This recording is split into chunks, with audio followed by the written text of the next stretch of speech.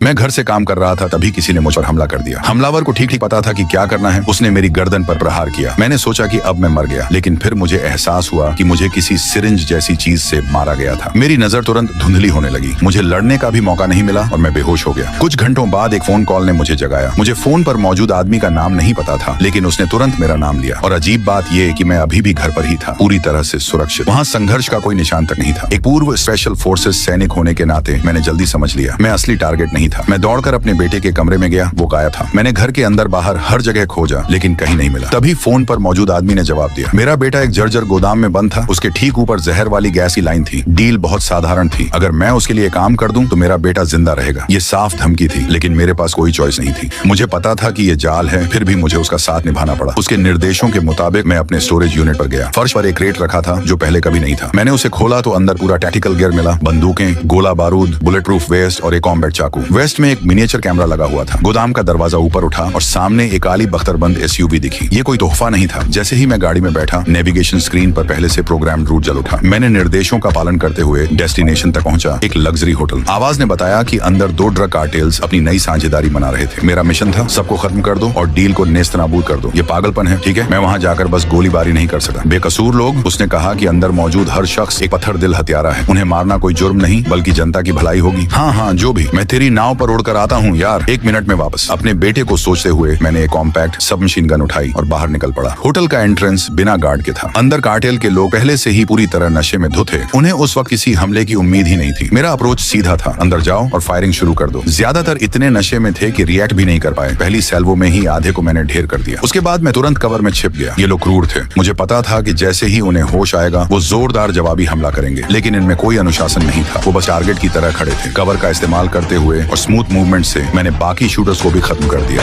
पूरा होते ही मैं एसयूवी की तरफ दौड़ा और तेजी से भाग निकला। मैंने उससे डील निभाने और मेरे बेटे को छोड़ने की मांग की। मुझे अभी तक पता नहीं था कि फोन पर मौजूद वो आदमी खुद एक ड्रग लॉर्ड था। उसने मेरे बेटे को इसलिए अगवा किया था ताकि मैं अपनी प्रतिस्पर्धा को खत्म कर दूं। अगर मैं मर भी जाता तो उसे कोई नुकसान नहीं होता और उसके हाथ साफ रहते। इसलिए उसने तुरंत मुझे दूसरा जॉब दिया, एक और कार्टेल बॉस को खत्म कर। उसे पता था कि मेरा बेटा मेरी कमजोरी है और मैं फिर से मान ही जाऊंगा। जैसे ही मैंने प्रतिद्वंद्वी ड्रग लॉर्ड के कंपाउंड पर धावा बोला, उसने मेरे वेस्ट कैमरे की फीड को बड़े स्क्रीन पर पैच कर दिया। वो चाहता था कि उसकी पूरी टीम लाइव शो देखे, स्पेशल फोर्सेस क्लीनिंग हाउस। लेकिन जैसे ही मैं अंदर दाखिल हुआ, समस्या आ गई। दरवाजे पर गार्ड्स ने मुझे रोका और तुरंत मेरे वेस्ट पर लगा कैमरा देख लिया। लगा है मैंने ड्रग लॉर्ड की टीम को शुरू से ही थोड़ा सरप्राइज दे दिया। मैं मैनहॉल में दाखिल हुआ। मेरा टारगेट तीसरी मंजिल पर प्राइवेट रूम में था, लेकिन सीढ़ियां उसके आदमियों से भरी हुई थी। मुझे इन गार्ड से बचना था ताकि घेर न लिया जाए। मेरी सतर्क स्कैनिंग ने उनकी शक जल्दी जगा दी। एक ने मुझे बाहर फेंकने की कोशिश की। मैं घबराया नहीं। जो गार्ड मेरे पास आया उसे मैंने गिरा दिया। फिर बैनिस्टर पकड़कर